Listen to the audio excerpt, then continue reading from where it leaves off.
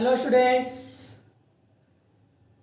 तो आज का हमारा ये टॉपिक रहेगा तीसरा टॉपिक। कौन सा टॉपिक? तीसरा टॉपिक क्लास 12th का तीसरा चैप्टर का तीसरा टॉपिक यानी कि युग्मक जनन। इसके पहले दो टॉपिक हम ख़त्म कर लिए थे। कौन कौन से? पहला था पुरुष जनन तंत्र, पूरा देख लिए थे। स्त्री जनन तंत्र पूरा देख लिए।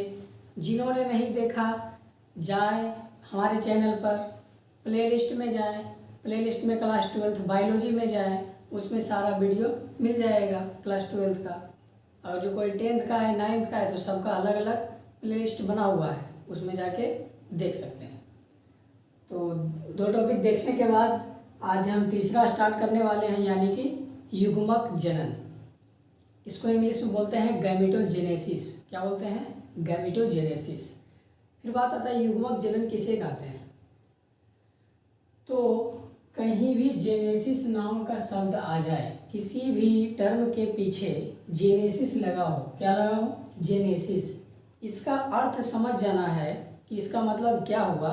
इसका अर्थ यह हुआ कि कोई चीज़ का निर्माण हो रहा है, कोई चीज़ बन रहा है, कोई चीज़ निर्माण हो रहा है या कोई चीज़ बन रहा है। ठीक है, उसी तरह से ये है। क्या लिखा हुआ? गैमेटोजेनेसिस। तो इसके लास्ट में भी क्या आ रहा है? जेनेसिस आ रहा है। तो अभी क्या बताए थे कि किसी भी टर्म के पीछे जेनेसिस आ जाए उसको समझ जाना है कि कोई चीज़ का निर्माण हो रहा है। तो यहाँ पर है गैमेटोजेनेसिस। तो यहाँ किस चीज़ का निर्माण होगा? गैमीट का निर्माण होगा। अरे हाँ, सही बात। गैमेटोजेनेसिस है तो गैमीट का निर्माण होगा, गैमीट का फॉर्मेशन होगा, बस। तो यही, इसी को हिंदी में कहते हैं युग्मक जनन। तो युग्मक जनन किसे कहते हैं? युग्मकों का बनना ही युग्मक जनन कहलाता है। तो ऐसे बोल सकते हो, the formation of gamete that is called gametogenesis. Hindi English दोनों सेम ही है, ज़्यादा अंतर नहीं है। ठीक है, फिर बात करते हैं प्राथमिक लैंगिक अंग यानी कि primary sexual organ.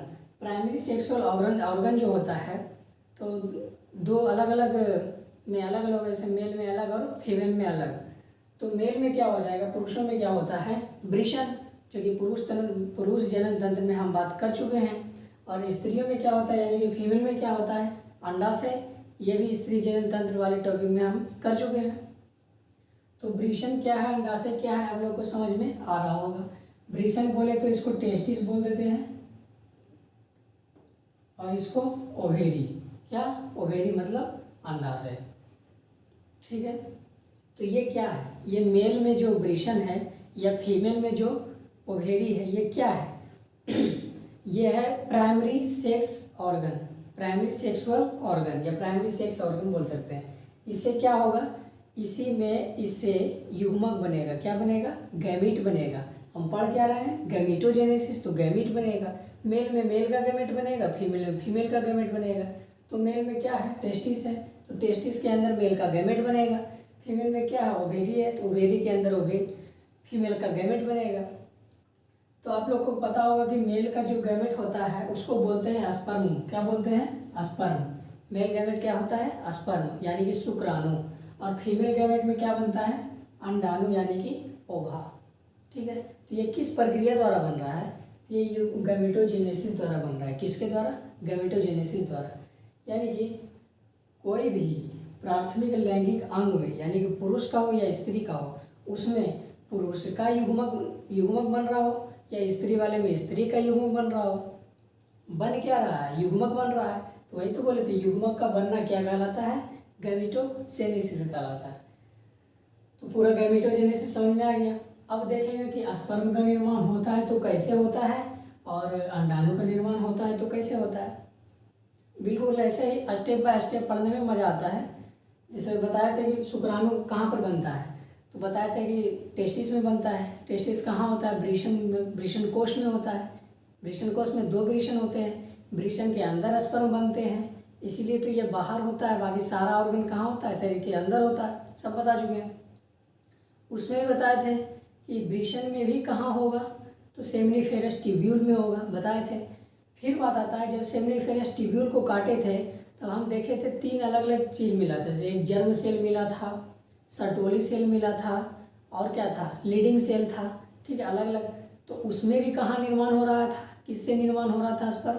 Germ cell से। किससे? जर्म सेल से। तो फिर देखेंगे जर्म सेल से कैसे डिवाइड करके, जर्म सेल कैसे डिवाइड करके शुक्राणु लास्ट में बना देता है, तो उसी की बात करते हैं। ये देखिए थोड़ा सा फोटो बना दिए हैं। ये क्या है? बाहर वाला था जर्म सेल, ये वाला, ये था लीडिंग सेल, और इसके अंदर जो था ये क्या था?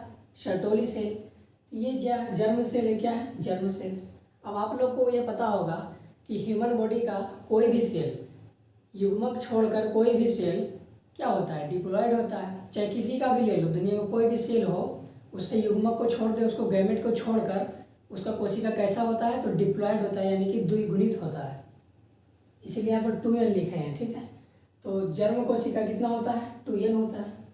अब ये जर्म कोशिका क्या करेगा? सूत्री विभाजन करेगा। क्या? सूत्री विभाजन करेगा, और 1 से 2 बना देगा, 2 से बना देगा, और ये भी 2n ही रहेगा। क्या? 2n। फिर ये अर्धसूत्री विभाजन करेगा और बना देगा प्राइमरी स्पर्मेटोसाइट।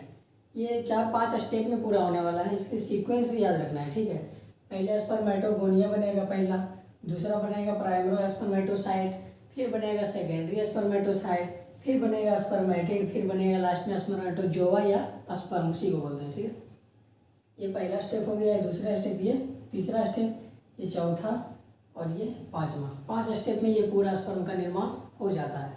तो पहला क्या बोले थे?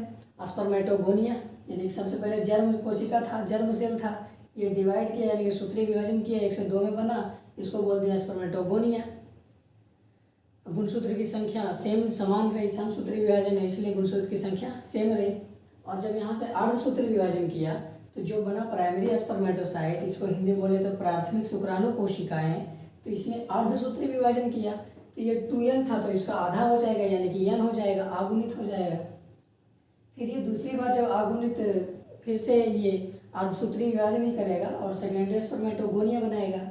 फिर जब दोबारा से स्पर्मेटिड बना देगा, तो सब में क्या रहेगा? गुणसूत्र तो सेम ही रहेगा, मतलब आधा आधा रहेगा, डबल तो रहेगा नहीं, क्योंकि अर्धसूत्री विभाजन हो रहा है।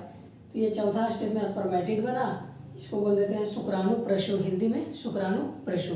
उसके बाद लास्टली में क्या होगा? स्पर्मेटोजोआ बनेगा, यानी कि स्पर्म बन जाएगा, ठीक है। तो ये 5 स्टेप में स्पर्म का निर्माण हो रहा है। फिर से रिवीजन करते हैं, कौन कौन से 5 स्टेप है। पहले ये देखो जर्म सेल डिवाइड किया, ठीक है, वो किस में बना रहा है?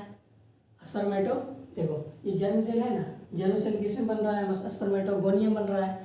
ये समसूत्री विभाजन द्वारा, इसलिए दोनों में गुणसूत्र समान है, 2n है। अब अर्धसूत्री विभाजन करेगा, उसके बाद सारी जितना होगा सब अर्धसूत्री विभाजन होगा। उसमें सबसे पहले बनेगा प्राइमरी स्पर्मेटोसाइट, फिर बनेगा सेकेंडरी स्पर्मेटोसाइट, फिर बनेगा स्पर्मेटोगोनिया, फिर बनेगा स्पर्मेटिड, फिर बनेगा स्पर्मेटोजोआ। स्पर्मेटोगोनिया तो यही बन रहा था ना, सेकेंडरी के बाद स्पर्मेटिड, और लास्टली स्पर्मेटोजोआ या स्पर्म, ठीक है।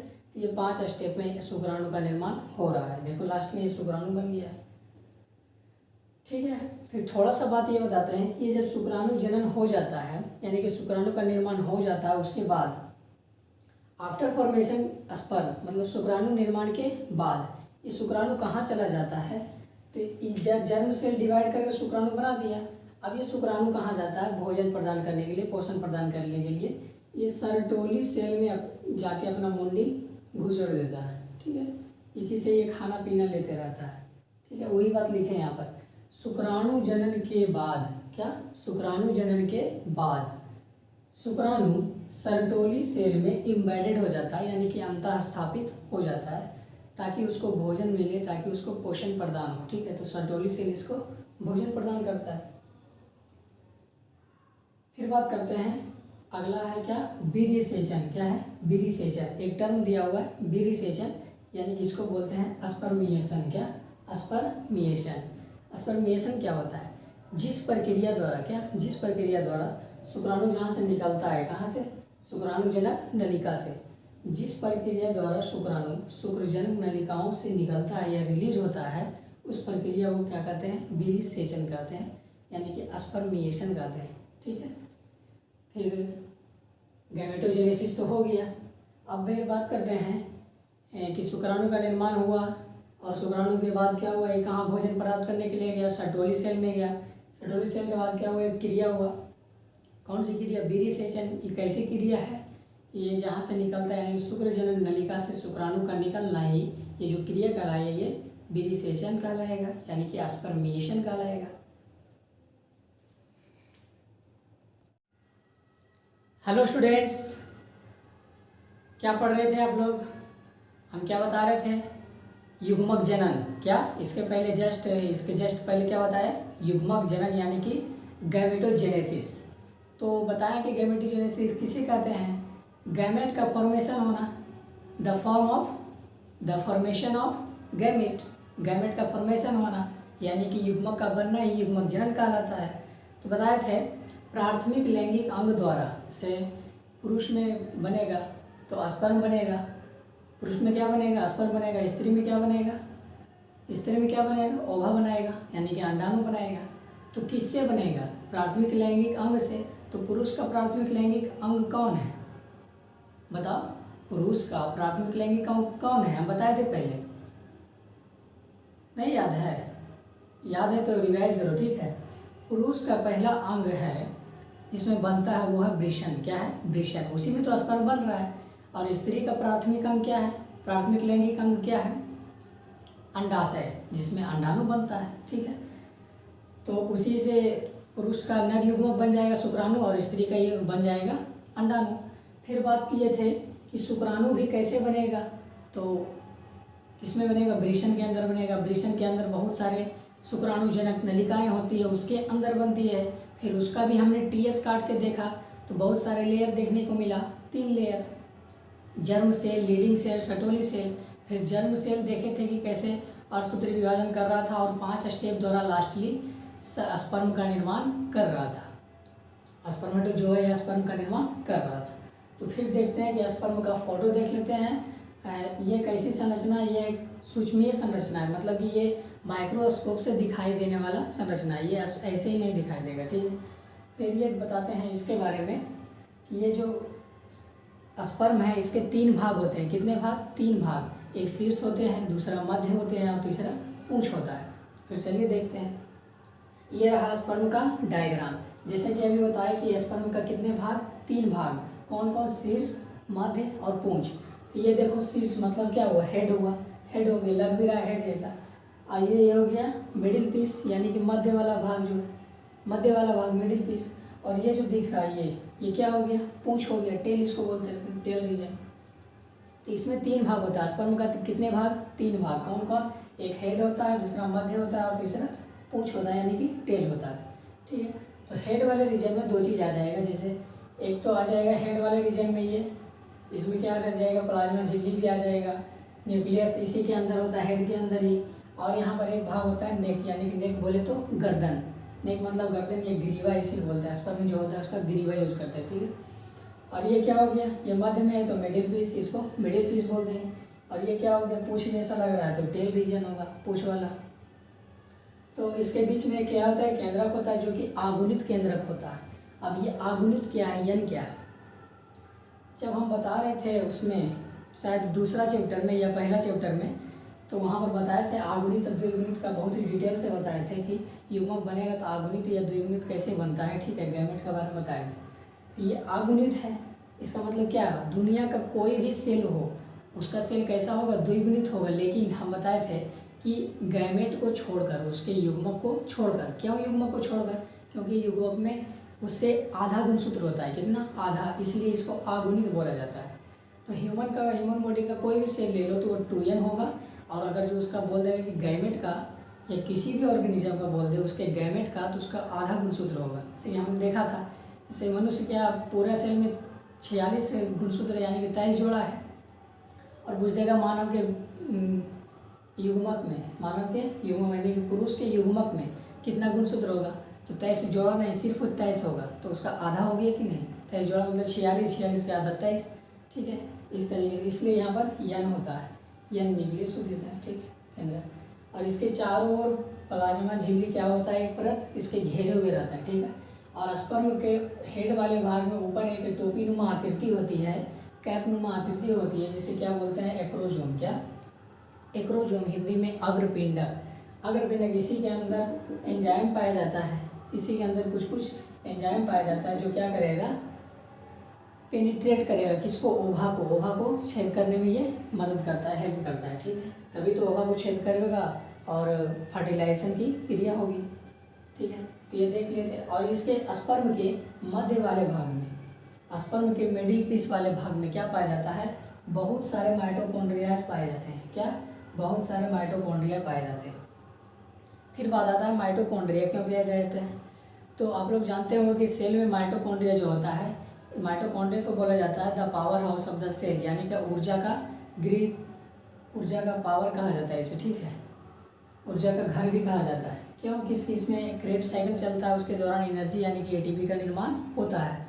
तो ये स्पर्म को क्या करने वाला है, स्पर्म को ये गतिशीलता प्रदान करेगा, गति प्रदान करेगा, ठीक है। तो इसमें जो मध्य पीस में जो माइटोकॉन्ड्रिया मौजूद होता है, ये स्पर्म की गतिशीलता में इसको मदद करता है ताकि स्पर्म आगे जा सके। स्पर्म को भी एक लंबा दूरी तय करना पड़ता है। इस तरह से ये मान लो ओवेरी में, ओवेरी बोलते हैं, ये मान लो वेजाइना के अंदर स्खलित हुआ, यानी कि स्पर्मिएशन की क्रिया हुई और ये कहाँ गया, वेजाइना के पास गया। फिर उसके अंदर इसको 20 सेंटीमीटर का लंबा दूरी तय करना पड़ता है। तो किसके सहारे ये चल पाएगा, स्पर्म बोले थे कि शुक्राणु क्या होता है, चल होता है, शुक्राणु चल होता है और अंडाणु अचल होता है। तो चल होता है मतलब ये चलेगा तो किसके वजह से, बिना एटीपी का तो नहीं चलेगा, इसलिए इसमें माइटोकॉन्ड्रिया होता है, ये एनर्जी प्रदान करता है जिसके कारण ये चल पाता है, ये रेस लगा पाता है, ठीक है। और पता होना चाहिए कि जो भी स्पर्म बनता है तो कितना बनता है स्पर्म, जैसे कि महिलाओं में तो एक ही, क्या, एक महीने में एक ओवा बनता है, ऐसे बोल सकते हैं, ठीक है। एक ओवा बनता है और दूसरे ओवेरी में दूसरा ओवा बनता है, तो 1 से 2 ओवा बनता है। लेकिन शुक्राणु में क्या होता है, पुरुषों में क्या होता है, एक बार जब स्पर्मिएशन की क्रिया होती है या वीर्यसेचन की क्रिया होती है तो उसमें 20 से 30 करोड़, कितना, 20 से 30 करोड़ यानी कि 200 से 300 मिलियन, 200 से 300 मिलियन स्पर्म निकलते हैं। हाँ, लेकिन लाखों करोड़ों स्पर्म निकलते हैं, लेकिन इसमें से जाकर ओवा से कितना स्पर्म मिलेगा, मात्र एक। जो स्पर्म सबसे पहले मिल पाएगा उसी से फर्टिलाइजेशन हो जाएगी। शायद इसीलिए लोग अपने बच्चों को क्या बोलते हैं कि हमारा बच्चा लाखों में एक है, करोड़ों में एक है, क्योंकि एक स्पर्म से मिला है, ठीक। तो ये सब लॉजिक है। फिर बताते हैं ये शुक्राणु जनन की निर्माण, जो शुक्राणु जनन होता है, जो शुक्राणु का निर्माण होता है, ये कब स्टार्ट होता है, तो ये अवना आरंभ में होता है। कब, जब कोई लड़का मैच्योर हो जाता है तब, यानी कि 13 साल के बाद से यह स्टार्ट होने लगता है। उसमें क्या होता है, उसमें एक विशेष प्रकार का हार्मोन का लेवल बढ़ जाता है, जिसको बोलते हैं GnRH, gonadotropin hormone. Gonadotropin hormone का लेवल क्या होता है, शरीर में बढ़ जाता है, इसका रिलीज बढ़ जाता है। उसके कारण क्या होगा, जो पोस्टेरियर प्यूटरी ग्रंथि होती है, इंटीरियर प्यूटरी मतलब अग्र पीयूष ग्लैंड जो होता है, उस पर ये क्या करता है, कार्य करता है और 2 गोनाडोट्रोपिन के स्रवण को उद्दीपित करता है। कौन कौन, एक पीत बिंडिकर और दूसरा पुट्टकोद्दीपित, ठीक है। उसको ही इंग्लिश में बोल देंगे LH मतलब ल्यूटिनाइजिंग हार्मोन, FSH मतलब फॉलिकुलर स्टिमुलेटिंग हार्मोन। टेंशन लेने के लिए इसका शॉर्ट फुल फॉर्म में लिख देंगे, ठीक है। LH से हो गया ल्यूटिनाइजिंग हार्मोन और FSH से हो गया फॉलिकुलर स्टिमुलेटिंग हार्मोन। ये क्या करता है, पहले क्या बताया कि GnRH का लेवल बढ़ जाता है और ये किस पर कार्य करता है, अग्रपीयूष ग्रंथि पर, और ये किसको उद्दीपित करता है, LH और SFH के स्रवण को उद्दीपित करता है। इससे क्या होगा भाई साहब, LH जो होगा, LH को उद्दीपित करेगा तो कोई ना कोई कार्य करेगा, कोई ना कोई कांड करेगा। तो ये LH क्या करता है, लीडिंग सेल पर कार्य करता है। किस सेल पर, लीडिंग सेल पर। अब आपको पता होगा लीडिंग सेल कहाँ होता है, वृषण के अंदर जब हम शुक्रजनक नलिका को काट के देखे थे तो उसमें क्या लीडिंग सेल मिला था, बिल्कुल लीडिंग सेल भी था, जर्म सेल भी था, सर्टोली सेल भी था। हाँ, तो उसी हम लीडिंग सेल की बात कर रहे हैं। LH जो है उस लीडिंग सेल पर काम करेगा और वहाँ से एंड्रोजन निकालेगा। वहाँ भी बताए थे कि लीडिंग सेल से क्या स्रवित होता है, क्या सीक्रेट होता है, एंड्रोजन नामक एक हार्मोन स्रवित होता है, उसका निर्माण होता है या उसको उद्दीपित करता है, ठीक है। फिर आगे आते हैं, इसी के बदले में ये जो LH लीडिंग सेल पर कार्य करता है, एंड्रोजन निकलता है, इसी के बदले में एंड्रोजन क्या करता है, शुक्राणु जनन की प्रक्रिया को उद्दीपित करता है, ठीक है। और दूसरा बताते हैं FSH, एक LH खत्म हो गया, दूसरा FSH। इसका फुल फॉर्म होता है फॉलिकुलर स्टिमुलेटिंग हार्मोन। नाम से पता चल रहा है कि फॉलिक्यूल को क्या करने वाला है, स्टिमुलेट करने वाला है। तो ये सर्टोली सेल पर कार्य करता है। किस सेल पर, सर्टोली सेल पर, जो कुछ घटकों श्रवण को उद्दीपित करता है तथा ये शुक्राणु जनन में हेल्प करता है, मदद करता है। ठीक, फिर बात करते हैं शुक्राणु की जो संरचना है कैसी है, सूक्ष्म संरचना है। बताए थे शुरू में ही कि इसको माइक्रोस्कोप से देखा जा सकता है, नग्न आँखों से इसे नहीं देखा जा सकता, इसलिए ये कैसी संरचना है, सूक्ष्म संरचना है। फिर बात करते हैं कि एक बार हस्त मैथुन या मैथुन क्रिया या हस्त मैथुन क्रिया दोनों सेम ही है। ठीक है, मतलब ये हाथ से किया जाता है और ये सेक्स के दौरान किया जाता है, ये मैथुन की क्रिया।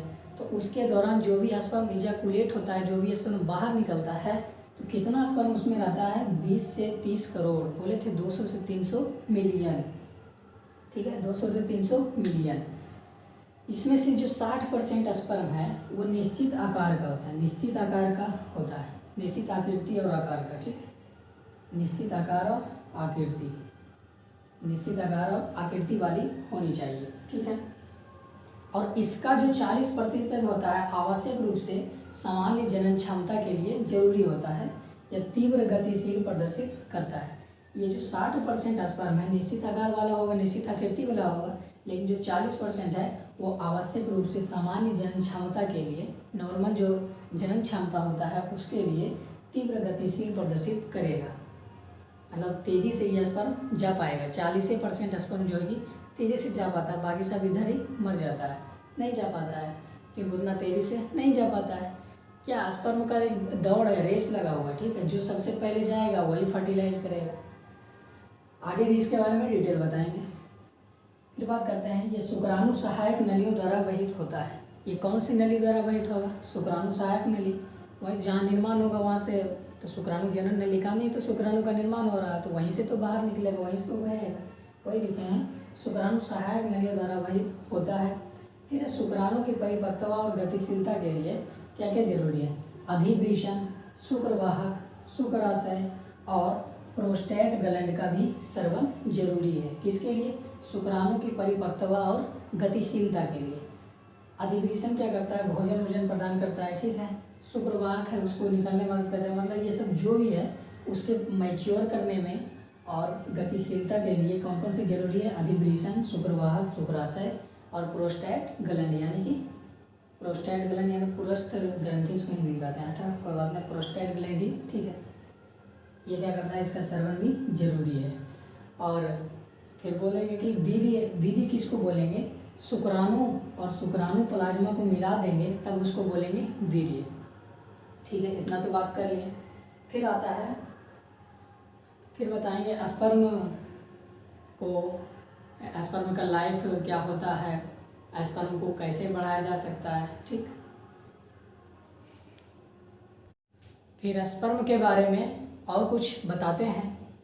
ये जो स्पर्म है, स्पर्म को कैसे निकाला जाता है, मतलब कि संभोग करेगा, यानी कि जब कोई पार्टनर के साथ लोग सेक्स करेंगे तो उसके दौरान, यानी कि मैथुन क्रिया के दौरान, ये जो लैंगिक उत्तेजना होती है, लैंगिक उत्तेजना आएगा। ठीक है, उससे क्या होगा, स्पर्म बाहर निकलेगा, यानी कि मैथुन क्रिया के दौरान, या इसे ऐसे भी बोल सकते हैं, यानी कि हस्त मैथुन क्रिया के दौरान भी स्पर्म क्या होता है, बाहर निकलता है। ये जो हस्त मैथुन है इसको लोग भी बोलने में शर्माते हैं। तो अगर जो इस पर फिल्म देखना चाहते हैं आप लोग फिल्म भी देखते होंगे, तो स्पर्म की कहानी पर फिल्म देखना चाहते हैं तो फिल्म का नाम हम बता देते हैं।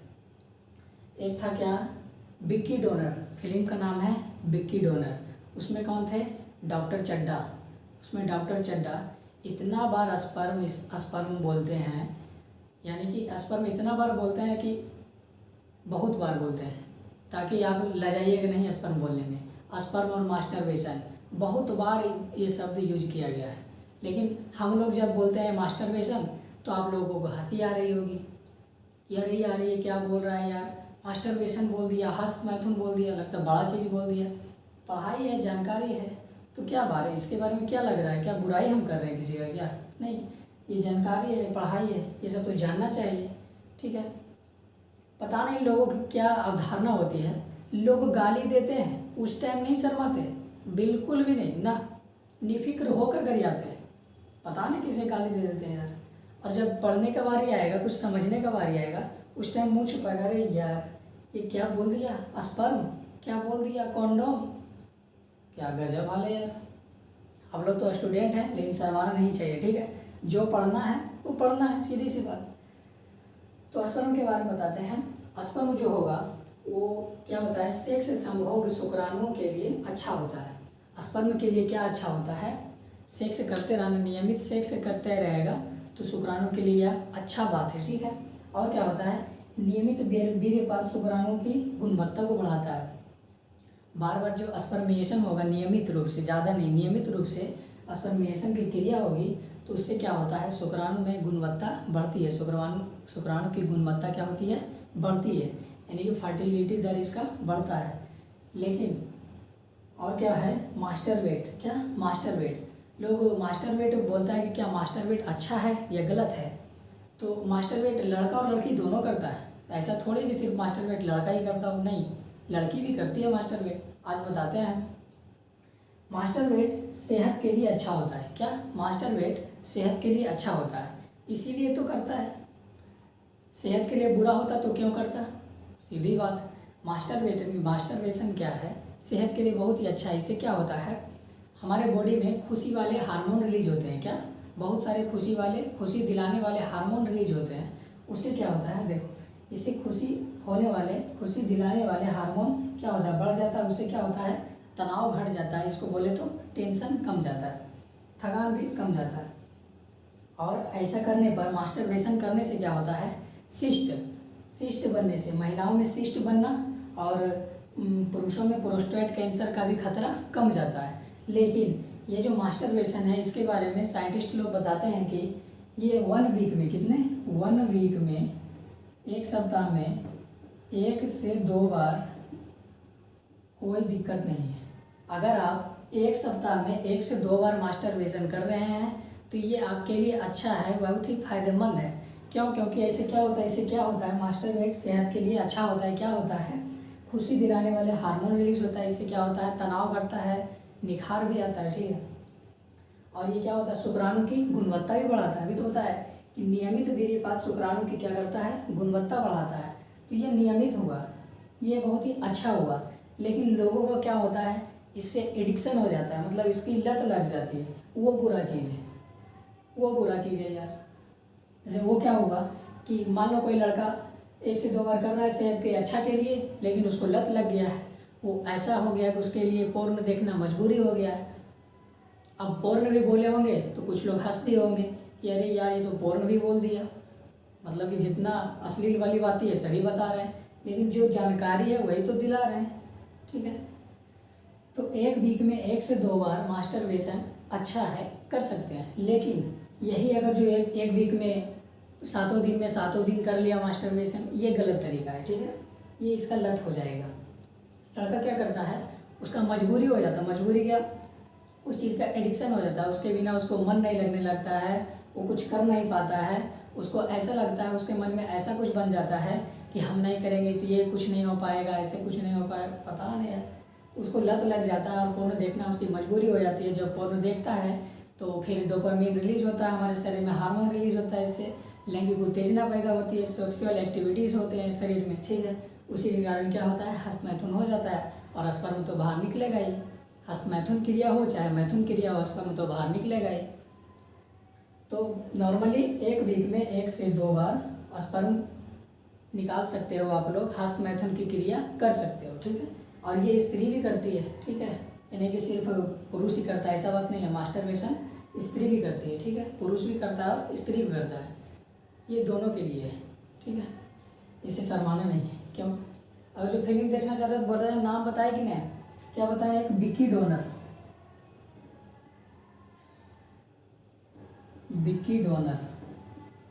ये एक फिल्म का नाम है विक्की डोनर। इसमें क्या करता है, स्पर्म डोनर किया जाता है, क्या स्पर्म डोनेट किया जाता है। इस फिल्म में बहुत सारी ऐसे जानकारी होगा जो कि एक पुरुष से स्पर्म डोनेट करने को कहा जाता है, फिर वो एक डब्बा दिया जाता है उसको और वो जाता है अपने रूम में और हस्तमैथुन की क्रिया करता है, जिससे स्पर्म बाहर आ जाता है और उस स्पर्म को डिब्बे में वो जमा कर लेता है और वो दे देता है किसको, डॉक्टर को, वो जाँच वगैरह कुछ कराएगा, ठीक है। तो विकी डोनर में क्या होगा, स्पर्म क्या करेगा, डोनेट करेगा। उसके बाद ये फिल्म निकला, उसके बाद एक और फिल्म निकला, गुड न्यूज। क्या, गुड न्यूज। इसमें तो और इससे भी बड़ा खेल हुआ भाई, इस पे स्पर्म ही एक्सचेंज हो गया, नहीं समझा से मेरा। इसमें क्या हुआ, गुड न्यूज में स्पर्म क्या हुआ, एक्सचेंज हो गया। स्पर्म क्या एक्सचेंज हो गया, मान लो किसी का स्पर्म डिब्बा में रखा और किसी का स्पर्म डिब्बा में रखा, तो जरूरी नहीं है कि उसी का स्पर्म उसी की पत्नी को दिया जाए, बल्कि दूसरे को उलट फेर कर दिया। इसी तो गुड न्यूज, ये फिल्म देखेगा समझ में आ जाएगा। इसमें क्या किया, स्पर्म का हेरा फेरी किया गया, मतलब कि उसके स्पर्म का बच्चा उसमें चला गया, उसके स्पर्म का उसमें चला गया, ऐसे हुआ, ठीक है। और इसमें सिर्फ डोनर किया गया, यानी कि स्पर्म डोनेट किया गया, और गुड न्यूज में स्पर्म एक्सचेंज हो गया। तो ये सब फिल्म है, और क्या फिल्म भी देख सकते हो, फिल्म से भी पढ़ाई की जानकारी इकट्ठा कर सकते हैं। तो फिर उससे आदत हो जाएगा और आपको नाम लेने में शर्म नहीं आएगी, पढ़ने में शर्म नहीं आएगी, क्योंकि ये तो जानकारी है, जानकारी से क्या शर्माना, पढ़ाई से क्या शर्माना, ठीक है। शर्माना हो तो गाली से शर्माओ, गाली मत दो किसी को यार, ठीक है। तो बता दिए कि शुक्राणु के लिए क्या होता है, सेक्स अच्छा होता है, मतलब कि सेक्स यानी कि शुक्राणु के लिए अच्छा होता है, और नियमित वीर्यपात शुक्राणु की क्या करता है, गुणवत्ता को बढ़ाता है। और मास्टरबेशन भी तो बताया कि सेहत के लिए अच्छा होता है, जो कि हमारे शरीर में खुशी वाले हार्मोन को रिलीज करवाता है। इससे क्या होता है, तनाव कम होता है। और ये ज़्यादा नहीं करना चाहिए, एक वीक में 1 से 2 बार कर सकते हो, इसमें कोई दिक्कत नहीं, कोई परेशानी नहीं है। लेकिन ये जब हद से ज़्यादा हो जाता है तो लड़कों में यही हो जाता है, प्रोस्टेट कैंसर हो जाता है। जब बता रहे थे पुरुष जन्म तंत्र, तो उसमें बताया था कि इस तरह से यहाँ होता है, इस तरह से यहाँ पर ऐसे करके होता है, तो यहाँ पर प्रोस्टेट ग्लैंड पाया जाता है, इसी में क्या होता है, ये कैंसर हो जाता है इसमें, ठीक है। बार बार क्या करने पर, मास्टरबेशन करने पर, बार बार मास्टरबेशन करने पर लड़कों में क्या हो जाएगा, प्रोस्टेट कैंसर हो जाता है। फिर बात करते हैं स्पर्म का किस मौसम में सही होता है, किस मौसम में स्पर्म ज़्यादा बनता है, स्पर्म आप अपने स्पर्म को कैसे फिट रख सकते हैं, क्या खाकर, कौन सी ऐसी चीज़ खाएं जिससे स्पर्म हमारे शरीर में बढ़ जाए, बहुत सारी जानकारी, ठीक है। तो फिर बात करते हैं हर एक वर्ष, क्या प्रत्येक वर्ष स्पर्म की जो गुणवत्ता होती है, स्पर्म की जो गतिशीलता होती है, वो हर एक वर्ष 0.7% से की दर से घटते जाती है, हर एक वर्ष। इसका अर्थ क्या हुआ, इसका अर्थ ये हुआ कि स्पर्म की गुणवत्ता जो भी है, 1 साल हुआ तो 0.7% उस गुणवत्ता क्या हुआ, घट गया, फिर अगला 1 साल होगा तो फिर घट जाएगा 0.7%। ये क्या हुआ, प्रत्येक वर्ष स्पर्म की गतिशीलता कितनी फीसदी से घट रही है, 0.7% की दर से घट रही है। और स्पर्म क्या होता है, मौसम का भी प्रभाव होता है। मौसम का क्या प्रभाव होता है, स्पर्म के लिए ठंडा बहुत अच्छा होता है। जब स्पर्म के लिए ठंडा बहुत अच्छा, अभी क्या बोले कि स्पर्म के लिए क्या होता है, ठंडा बहुत अच्छा होता है। क्यों, क्योंकि बोले थे पिछले वीडियो में कि स्पर्म कहाँ निर्माण होता है, किसमें, बता वृषण में, यानी कि टेस्टिस में। और ये टेस्टिस कहाँ होता है, वृषण कोश में होता है। और ये वृषण कोश कहाँ होते हैं, शरीर के बाहर होते हैं। शरीर के बाहर क्यों होते हैं, वहाँ पर भी बताए थे। यह ऑर्गन ऐसा है जो कि शरीर के बाहर पाया जाता है, क्यों, इसका क्या कारण है। तो आप लोग बोलिएगा, जानते होंगे तो, कि ये इसमें जो स्पर्म का निर्माण होता है, तो इसको शरीर के ताप से 2 से 2.5 डिग्री कम, शरीर के ताप से 2 से 2.5 डिग्री कम चाहिए। किस लिए, स्पर्म के निर्माण के लिए, शुक्राणु जनन के लिए इसको कितना टेम्परेचर चाहिए, स्पर्म इसको बनाना है टेस्टिस को, तो इसको कितना टेम्परेचर चाहिए, शरीर के तापमान से 2 से 2.5 डिग्री कम चाहिए। इसलिए शरीर से बाहर होता है, शरीर से बाहर होता है, ठीक है। और शरीर के ताप बार बार इसको मिलते रहता है, इसलिए स्पर्म के क्या होता है, स्पर्म के लिए ठंडा अच्छा होता है। स्पर्म के लिए क्या होता है, ठंडा अच्छा होता है। और इस पर क्या होता है, ताप का प्रभाव क्या होता है, स्पर्म के ऊपर ताप का प्रभाव, यानी कि ये गर्मियों के मौसम में बहुत ही कम बनते हैं। क्यों, क्योंकि इसके लिए तो ठंडा अच्छा है, तो गर्मी में ज़्यादा उत्पादन नहीं हो पाता, थोड़ा बहुत हो पाता है। और इसके लिए बसंत ऋतु में बहुत ज़्यादा, बसंत ऋतु में बहुत स्पर्म का निर्माण होता है। फिर बताते हैं कि आप अपने स्पर्म को कैसे फिट रख सकते हैं, आप अपने स्पर्म की गुणवत्ता को कैसे बढ़ा सकते हैं, क्या खाना पड़ेगा उसके लिए। क्या आहार जुटाना होगा, ठीक है। तो उसके लिए आप संतुलित आहार में ले सकते हैं, समुद्री मछली ले सकते हैं, साबुत अनाज से बना हुआ कोई भी प्रोडक्ट ले सकते हैं, फल ले सकते हैं, हरी सब्जियाँ ले सकते हैं। ये सब और जो संतुलित आहार लेंगे तो आपका स्पर्म क्या होगा, फिट रहेगा बिल्कुल ही। और एक्स्ट्रा में क्या ले सकते हैं आप लोग, जिंक ले लीजिए या सेलेनियम ले लीजिए, विटामिन सी ले लीजिए, विटामिन ई ले लीजिए, ओमेगा 3 फैटी एसिड ले लीजिए। Vitamin C, vitamin E, omega 3 fatty acid, तो ये सबसे क्या होता है, स्पर्म का जो मोटिलिटी होती है यानी कि इसकी जो गुणवत्ता होती है वो बढ़ जाती है, ठीक है। और स्पर्म भी बढ़ जाता है। और ये खेल कूद भी ज़रूरी है स्पर्म को बढ़ाने के लिए, स्पर्म को अच्छा करने के लिए, फिट रखने के लिए खेल कूद और व्यायाम भी ज़रूरी है। क्यों ज़रूरी है, इससे क्या होता है, इससे बॉडी में टेस्टोस्टेरोन का लेवल बढ़ता है।